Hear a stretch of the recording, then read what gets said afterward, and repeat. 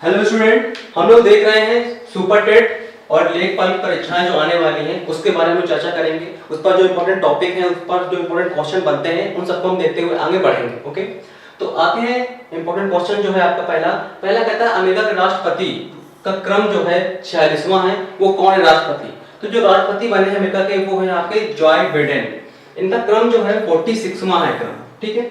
और अगर हम इस पर जो रिलेटेड क्वेश्चन जो बनते हैं उन पर अगर हम चर्चा करें तो यहाँ की जो राजधानी होगी अमेरिका की, संयुक्त राज्य अमेरिका। देखिए अमेरिका हम किस प्रकार चर्चा करते हैं, अमेरिका एक महाद्वीप भी है। अगर हम बात करें तो एक आपका उत्तरी अमेरिका महाद्वीप है, दूसरा आपका दक्षिणी अमेरिका महाद्वीप है। तो दक्षिणी अमेरिका महाद्वीप है, उत्तरी अमेरिका महाद्वीप है। उत्तरी अमेरिका महाद्वीप पर एक देश जिसे हम बोलते हैं संयुक्त राज्य अमेरिका, यहाँ पर संयुक्त राज्य अमेरिका स्थित है। तो उसकी जो राजधानी है आपकी वाशिंगटन डीसी है। ये बहुत इंपॉर्टेंट क्वेश्चन है, पूछा गया है कि संयुक्त राज्य अमेरिका की राजधानी कौन सी, तो वाशिंगटन डीसी। जबकि वाशिंगटन अमेरिका में दो हैं, तो हमें राजधानी याद रखनी है वाशिंगटन डीसी, जो अमेरिका के पूर्वी तरफ पड़ती है, पूर्वी तट पर राजधानी इसकी स्थित है, ठीक है। अगर हम वहां से बात करें एक इसी क्वेश्चन पर, कहता है विश्व का चौथा सबसे बड़ा देश भी है अमेरिका। अगर हम पहले देश की बात करें तो सबसे पहला जो बड़ा देश है वो कौन सा है, पहला देश है आपका रूस। दूसरा कौन सा है, कनाडा। तीसरा कौन सा है, चीन। और चौथा कौन सा है, यूएसए यानी संयुक्त राज्य अमेरिका। अगर हम पांचवें की बात करें तो फिर कौन सा जाता है, ब्राजील। अगर हम छठवें की बात करें तो फिर आपका आ जाता है ऑस्ट्रेलिया।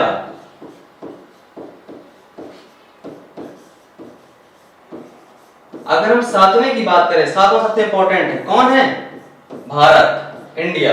ओके, आते हैं नेक्स्ट क्वेश्चन पर। नेक्स्ट क्वेश्चन हमारा कहता है, कह रहा है यूएनएससी का कौन सा सदस्य नहीं है। अब देखिए यूएनएससी क्या है, पहली बार हमें पता होना चाहिए यूएनएससी क्या है, क्योंकि क्वेश्चन ऐसे ही पूछता है यूएनएससी का कौन सा सदस्य देश नहीं है। ये ऑप्शन पर डिपेंड होता है। तो यूएनएससी क्या होता है, जो यूएनओ है, यूनाइटेड नेशनल ऑर्गेनाइजेशन, इसकी स्थापना हमारे 1945 में हुई थी। तो इसके जो 6 अंग होते हैं, 6 अंगों में जो यूएनएससी है, यूनाइटेड नेशंस सिक्योरिटी काउंसिल, ये उसका एक अभिन्न अंग है। यूएनओ के 6 अंग होते हैं और 6 अंग में उसका एक ये अंग है। तो यूएनएससी जो स्थायी सदस्य होते हैं वो है आपके अमेरिका, चीन, फ्रांस, ब्रिटेन और रूस। अगर इसके याद करने ट्रिक याद करें तो आप याद कर सकते हैं ए, बी, सी, डी, एफ, ई छोड़ देना है आपको। तो ए से क्या हो गया अमेरिका, बी से क्या हो गया ब्रिटेन, सी से क्या हो गया चाइना, डी को हम आर बना सकते हैं ऐसे, ठीक है। तो आर से क्या हो गया रसिया, एफ से क्या हो गया फ्रांस। तो ये आसान सी ट्रिक थी, तुरंत याद हो जाएगी। अब अगर हम यूएनओ की बात करें तो जो इसमें स्थायी सदस्य होते हैं वो 10 सदस्य होते हैं। कोई पूछता है स्थायी सदस्य कितने होते हैं, तो स्थायी सदस्य 5 होते हैं। 5 कौन से हो गए हमारे, अमेरिका, ब्रिटेन, कनाडा, रूस और फ्रांस।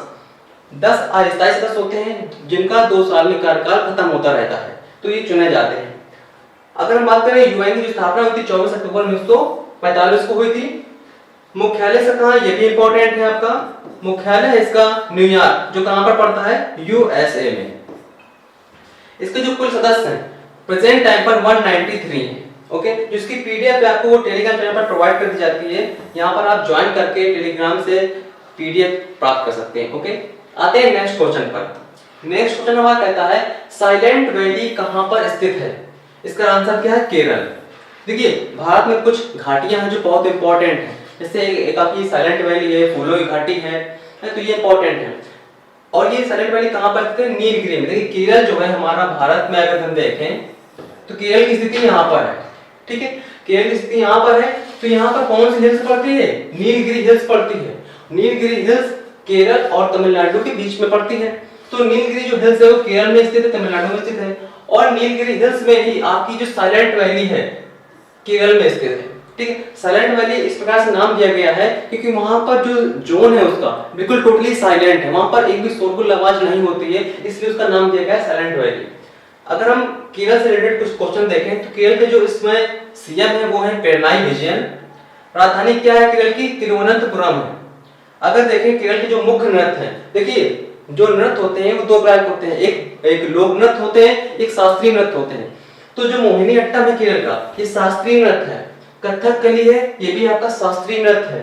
जबकि अन्य जो नृत्य होंगे वो आपके क्या होंगे? लोक नृत्य होंगे, मतलब जनजातियों द्वारा किए जाते हैं। इंपॉर्टेंट ये है आपका कि प्रमुख लोक नृत्य यानी शास्त्रीय नृत्य कौन कौन से हैं केरल में? तो कथकली और मोहिनी अट्टम। ओके, वहां के प्रमुख झीलों की अगर बात करें तो वायनाड झील है, अष्टमुदी झील है, वेम्बनाड झील है। ये दोनों झील आपकी बहुत इंपॉर्टेंट है, अष्टमुदी और वेम्बनाड। ठीक है, जो वल्लभ कली प्रतियोगिता होती है, नाव खेने की प्रतियोगिता होती है, वो वेम्बनाड झील में होती है। ओके, अगला क्वेश्चन आपको कहता है आरबीआई की स्थापना कब हुई थी? रिजर्व बैंक ऑफ इंडिया, इसका फुल फॉर्म भी आप याद रखिएगा क्योंकि कभी-कभी दे देता है कि इसका फुल फॉर्म क्या है। तो आरबीआई की स्थापना हुई थी 1 अप्रैल 1935 को हुई थी। ओके, आरबीआई अगर मुख्यालय पड़ता है तो मुंबई, ये कहां पड़ता है? महाराष्ट्र में पड़ेगा आपका।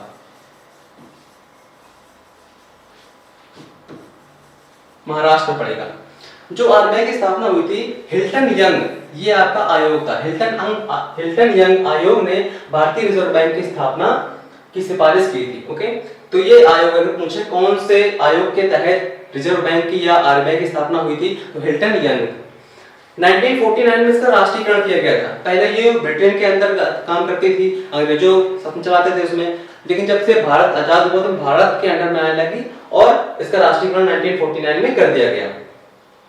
इसके जो गवर्नर है वर्तमान में श्री शक्तिकांत दास है। ये भी इंपॉर्टेंट है, कभी पूछा गया है कि वर्तमान में आरबीआई गवर्नर कौन है। ओके, आते हैं नेक्स्ट क्वेश्चन पर। नेक्स्ट नंबर कहता है राजस्थान में ऊंट का मेला कहां लगता है? तो पुष्कर में। पुष्कर वहां पर झील भी है। ये जो क्वेश्चन है आपके सुपर टेट और लेखपाल की दृष्टि से बनाए गए हैं, जो इंपॉर्टेंट है और आशा करते हैं कि एग्जाम में आने की कोशिश है पूरी। राजस्थान जो राजधानी है राजस्थान की वो क्या है? आपकी जयपुर है।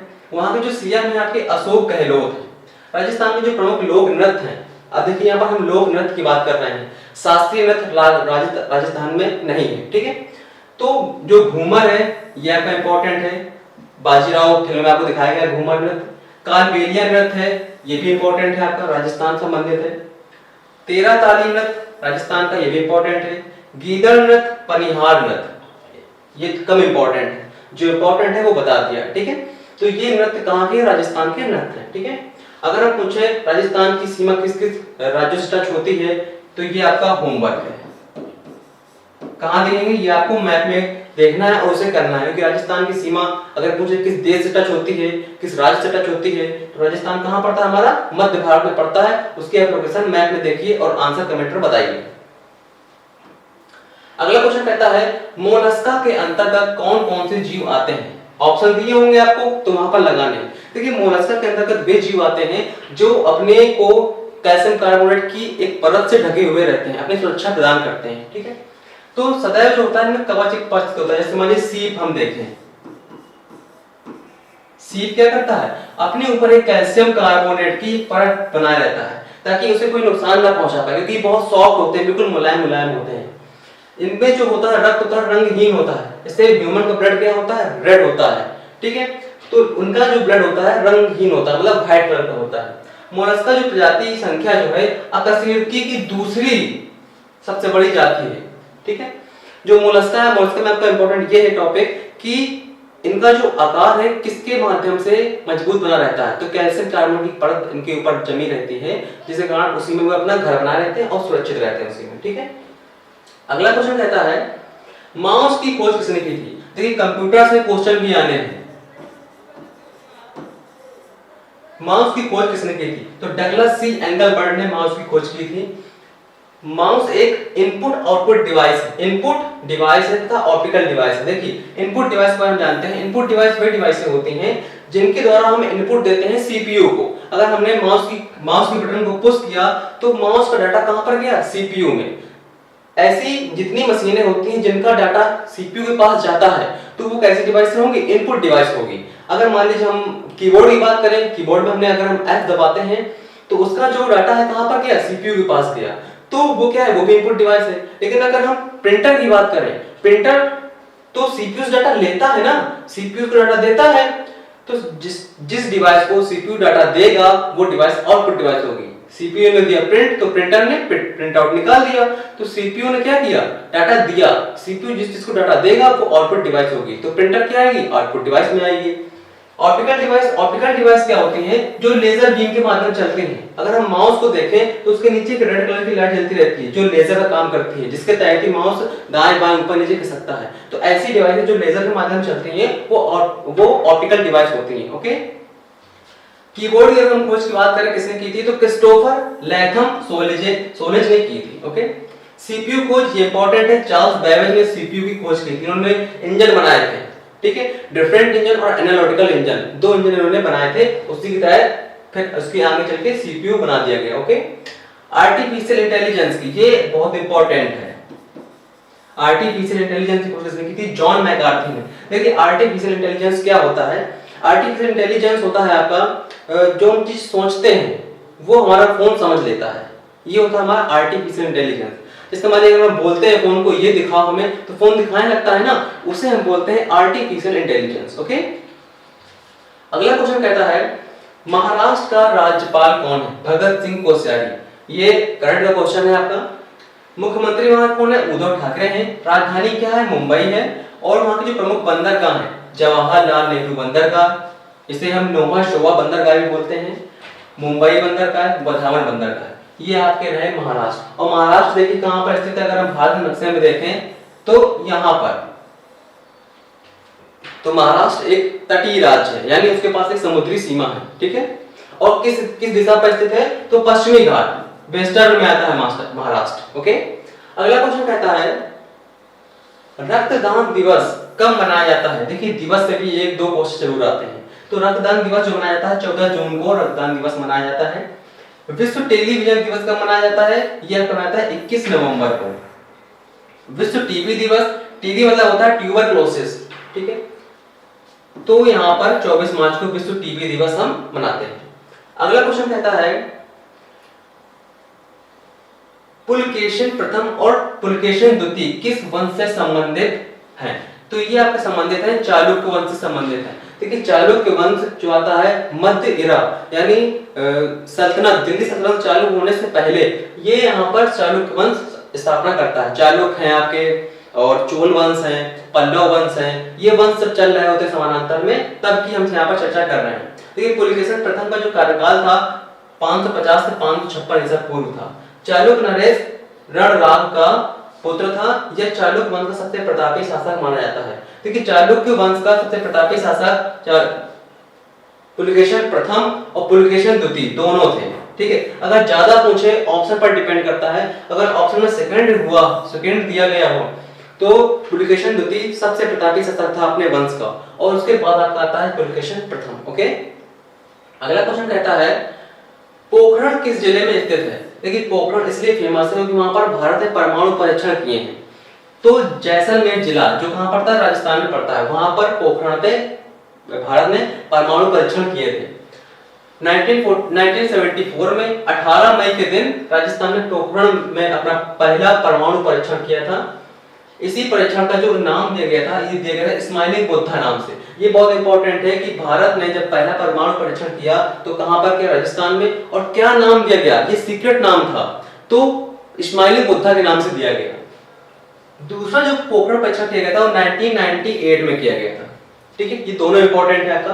पहले में इंदिरा गांधी के टाइम किया गया था और दूसरे में अटल बिहारी वाजपेयी के टाइम पर किया गया था। अगला क्वेश्चन कहता है आपसे BIS का फुल फॉर्म क्या है।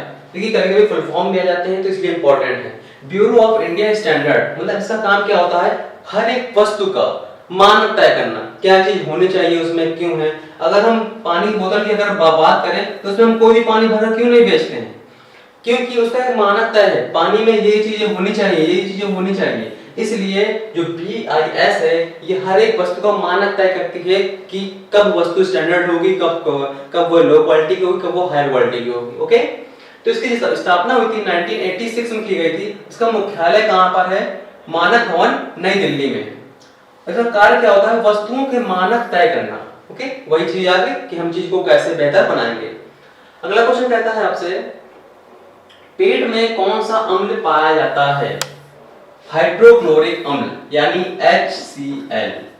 ठीक है, ये एक प्रबल अम्ल है, ये धातु तक को गला सकता है। ओके, अमाशय यानी पेट की हम बात करते हैं, प्रोटीन, प्रोटीज, पेप्सिन और प्रोटीन का जो मिश्रण रूप होता है इसे बोलते हैं प्रोटीज।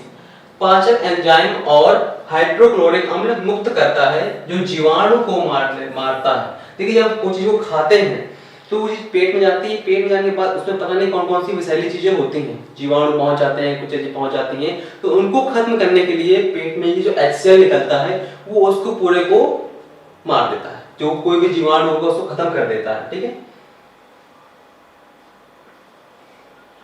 अगला क्वेश्चन आपको कहता है मोर का वैज्ञानिक नाम क्या है?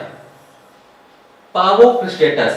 देखिए जो वैज्ञानिक नाम दिए गए हैं, द्विनाम पद्धति दी गई है, कैरोलस लीनियस ने पद्धति दी थी द्विनाम पद्धति की, ये नई पद्धति है। ठीक है, तो जो अन्य कुछ प्रमुख हैं, जैसे मनुष्य का है पूछा जाता है होमो सैपियंस। ठीक है, मेंढक का पूछा जाता है आपसे रना ट्रिग्रीना, बिल्ली का पूछा जाता है फेलिस डोमेस्टिका, कुत्ता का पूछा जाता है कैनिस फैमिलियर्स और गाय का पूछा जाता है बॉस इंडिकस। ये आपके सभी इंपॉर्टेंट है।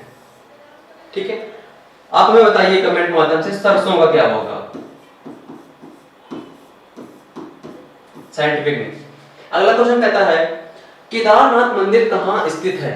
देखिए केदारनाथ, बद्रीनाथ ये बहुत इंपॉर्टेंट मंदिर है, कहाँ के? उत्तराखंड के। तो कहाँ पर स्थित है? उत्तराखंड में। अब देखिए उत्तराखंड किससे अलग हुआ था? ये हमारा यूपी से ही अलग हुआ था। ठीक है, इसलिए वो छोटा सा एक राज्य बना हुआ है उत्तराखंड। बद्रीनाथ जो मंदिर है उत्तराखंड में स्थित है। देखिए केदारनाथ और बद्रीनाथ दोनों उत्तराखंड में है। केदारनाथ ये हमारी नदी आती है, ये हमारी मान लीजिए अलकनंदा नदी है।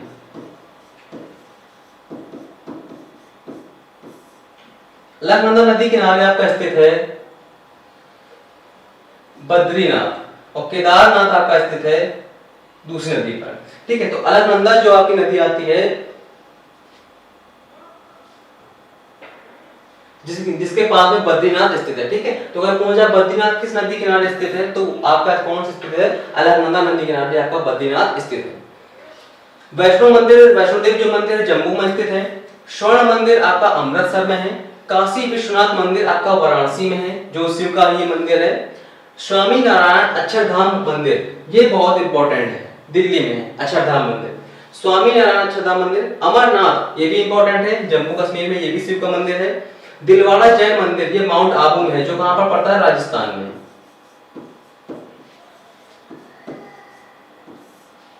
अगर आपसे पूछा जाए बद्रीनाथ किस नदी पर स्थित है तो यहां पर आपका बद्रीनाथ है जो आपका स्थित है मंदाकिनी नदी पर। ठीक है, मंदाकिनी और अलकनंदा दोनों इंपॉर्टेंट नदियां हैं उत्तराखंड की। अगला क्वेश्चन कहता है सुरक्षा बीमा योजना में किस आयु वर्ग को शामिल किया गया है? देखिए मोदी गवर्नमेंट में बहुत सारी योजनाएं लॉन्च की गई हैं, बहुत सारी योजनाओं से कई लोगों को लाभान्वित हुआ है, कोई लाभ नहीं ले पाया है, तो सबके लिए अलग अलग प्रकार की योजनाएं लॉन्च की गई थी। ओके, तो जो सुरक्षा बीमा योजना है यह 1870 तक के आयु वर्ग के लिए है, जो अपनी आगे आने वाली भविष्य में सुरक्षा चाहते हैं उनके लिए लॉन्च किया गया था। प्रधानमंत्री नरेंद्र मोदी ने मई 2015 को कोलकाता में इस योजना को लॉन्च किया था। इसका जो उद्देश्य है वो दुर्घटना बीमा योजना है। मतलब कि अगर मान लीजिए 18-70 वर्ष में कोई भी व्यक्ति है वो दुर्घटना में कहीं शहीद हो जाता है या मर जाता है तो उसको पेंशन दी जाएगी। ठीक है, उसके घर वालों को पेंशन दी जाएगी, ये इस योजना का उद्देश्य था। अगला क्वेश्चन कहता है स्वर्ण चतुर्भुज बहुत इंपॉर्टेंट योजना कब प्रारंभ की गई थी? 2001 में। देखिए स्वर्ण चतुर्भुज जो योजना है ये अटल बिहारी के समय आई थी। इसका उद्देश्य था भारत के प्रमुख नगर हैं उनको एक सड़क के माध्यम से जोड़ना। ठीक है, इसका उद्देश्य था। तो स्वर्ण चतुर्भुज जो योजना थी इसे हम गोल्डन क्वाड्रिलेटरल बोलते हैं। भारत का एक प्रसिद्ध राजमार्ग है जो कई औद्योगिक, सांस्कृतिक एवं कृषि संबंधित नगरों को जोड़ता है।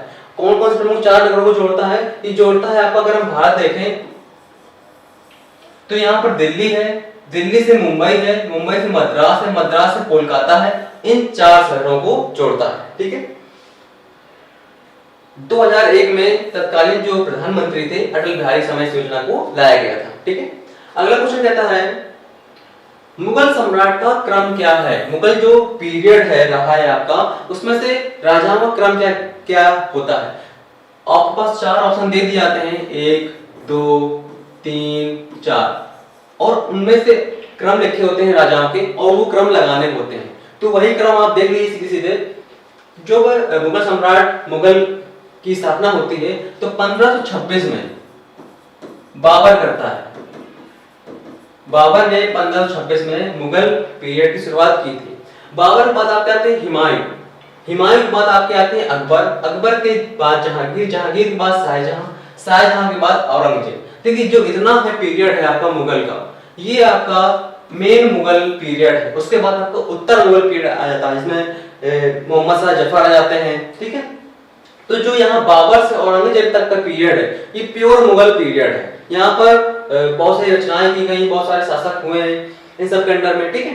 तो जो ये सब रहा पीरियड, ये आपका मेन मुगल पीरियड है। क्वेश्चन बनता है यहीं से ही क्रम से बनेगा, ठीक है। अगर पूछा मुगल सम्राट का जो पिता था वो कौन था, बाबर, क्योंकि बाबर ने इसकी स्थापना की गई थी। और बाबर ने 4 युद्ध लड़े थे, पानीपत का युद्ध, खानवा का युद्ध, चंदेरी का युद्ध और घाघरा का युद्ध। ये चारों युद्ध हैं, ये बाबर के 4 युद्ध इंपॉर्टेंट है, उनको आप देख लीजिएगा। कौन से बाबर के युद्ध जो उसने लड़े थे, 1526 से 1529 तक लड़े थे, और 1530 में बाबर की फिर मृत्यु हो गई थी। मुगल साम्राज्य जो है 1526 में शुरू हुआ था। मुगल वंश का संस्थापक बाबर था। अधिकतर मुगल शासक तुर्क और सुन्नी मुसलमान थे।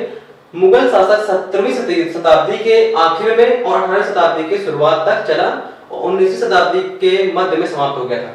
जो आपका मुगल पीरियड था वो लगभग 1526 से तो स्टार्ट हुआ था, लेकिन 1757 की क्रांति में तक ही चल पाया था। उसके बाद फिर जो मोहम्मद शाह थे उनको बंद कर दिया गया था, अंग्रेजों ने बंद कर दिया था, और वहां से आपका मुगल पीरियड पूरा खत्म हो गया था, ठीक है। अगला क्वेश्चन आपका आता है, कहता है कांग्रेस की स्थापना कब हुई थी। जो कांग्रेस पार्टी आप देखते हैं अब पार्टी बन गई है, लेकिन पहले एक बहुत प्रमुख दल हुआ करता था। उसकी स्थापना कब हुई थी, 1885 में हुई थी। कांग्रेस की जो स्थापना हुई थी ब्रिटिश राज में 28 दिसंबर 1885 में हुई थी। इसके जो संस्थापक थे ए.ओ. हुम थे, ये अंग्रेज थे जिनके अंडर में की गई थी। इनका इसकी स्थापना करने में इनका प्रमुख योगदान रहा है। जो इसका प्रथम अधिवेशन हुआ था, देखिए कांग्रेस के बहुत सारे अधिवेशन हुए हैं, और बहुत में से मुश्किल से 7-8 इंपॉर्टेंट हैं। जो प्रथम अधिवेशन हुआ था वो विमल चंद्र बनर्जी ने किया था, अध्यक्षता की थी, और 72 प्रतिनिधियों ने भाग लिया था। पहला जो आपका अधिवेशन हुआ था वो मुंबई में हुआ था, ठीक है। देखिए पहला अधिवेशन आपका इंपॉर्टेंट है, दूसरा इंपॉर्टेंट है, तीसरा इंपॉर्टेंट है, और चौथा इंपॉर्टेंट है, ठीक है। तो इनके अधिवेशन को आप देख लीजिएगा, चारों लगातार चारों इंपॉर्टेंट हैं। अगला क्वेश्चन कहता है आपका, पट्टचित्र किस राज्य की चित्रकारी है। पट्टचित्र देखिए एक कला होती है, जैसे मान लीजिए हर एक स्थान की एक लोक कला होती है जो उसे बनाते हैं और उसको फिर सेल करते हैं या बेचते हैं। तो जो पट्टचित्र है ये उड़ीसा के प्रसिद्ध है। इन पर पेंसिल पेन का प्रयोग नहीं किया जाता है, आर्टिफिशियल रंग का प्रयोग नहीं किया जाता है, बिल्कुल नेचुरल रंग का प्रयोग किया जाता है और नेचुरल तरीके से बनाई जाती है। किसी का रंग निकाला जाता है, कुछ चीजें भिगोकर लगाई जाती है उसमें। तो ये पट्टचित्र जो होते हैं ये उड़ीसा में प्रसिद्ध हैं। कलमकारी ये भी एक आर्ट है, ये कहाँ पर प्रसिद्ध है, आंध्र प्रदेश में। इसमें भैंस का गोबर है, पेड़ के पत्तों से रस है, दाल से कलर निकालते हैं, बहुत सारी चीजें इसमें करते हैं कलमकारी में। वर्ली जो आपकी है ये महाराष्ट्र की है। देखिए वर्ली आपकी गुजरात की भी है, वर्ली आर्ट गुजरात की भी है। मधुबनी आपकी बिहार की है। मधुबनी आपने कल्चर देखा होगा, जब हम जन्माष्टमी मनाते हैं तो वहाँ बहुत सारी प्रतिमाएं आती हैं, सजी सजावट टाइप की होती हैं, चमकती हुई होती हैं, वो मधुबनी कल्चर की है, ठीक है। अगला क्वेश्चन आपको कहता है, संविधान कब बनकर तैयार हुआ था। ये भारत संविधान की बात की जा रही है। तो 26 नवंबर 1949 को संविधान हमारा बनकर तैयार हो जाता है, लेकिन चालू कब होता है, 26 जनवरी 1950 को। इस समय 15 अनुच्छेद आपके लागू कर दिए गए थे, बाकी पूरा संविधान आपका 26 जनवरी 1950 को लागू किया गया था, ठीक है। हमारा संविधान जो है 26 नवंबर 1949 तक तैयार हो गया था। 26 जनवरी 1950 को संविधान लागू हुआ और इस दिन को तब से हम गणतंत्र दिवस के रूप में मनाते हैं, ठीक है। हाल ही में नरेंद्र मोदी ने चर्चा की है कि अब हम जो गणतंत्र दिवस है वो 23 जनवरी से मनाना शुरू करेंगे, क्योंकि उस दिन सुभाष चंद्र बोस की जयंती होती है, ठीक है।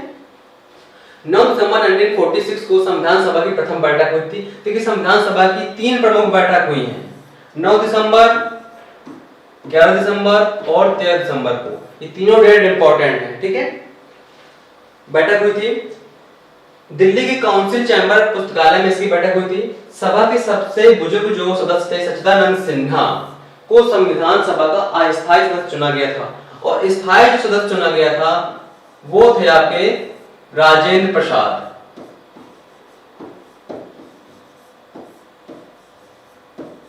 और स्थायी सदस्य जो है आपके दूसरी सभा में यानी 11 दिसंबर को चुन लिए गए थे, ठीक है। अगला क्वेश्चन कहता है, ठीक है, इस टॉपिक में इतने क्वेश्चन थे जो इंपॉर्टेंट हमने क्वेश्चन रखे हैं वो इतने ही हैं। यहाँ पर आप YouTube चैनल जो है आपका वहाँ पर ज्वाइन कर सकते हैं, हमारा सब्सक्राइब कर सकते हैं। और जो भी आपको ऑफलाइन क्लास में अगर आप नए पाए से जुड़े हुए हैं तो आप ऑफलाइन क्लासेस ज्वाइन कर सकते हैं। हमने एड्रेस बताया था आपको कि हमीरपुर उत्तर प्रदेश पर, जहां पर जीआईसी स्कूल के पास